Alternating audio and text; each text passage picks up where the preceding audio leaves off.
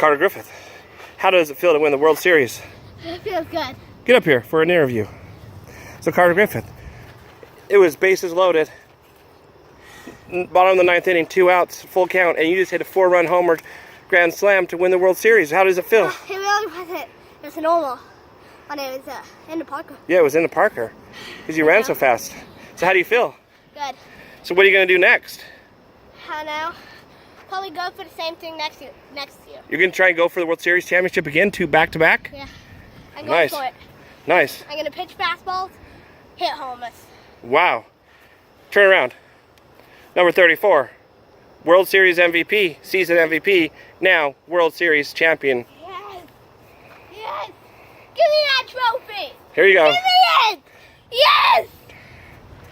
Yes. Now, don't you want to kiss the plate? I'll kiss the trophy now.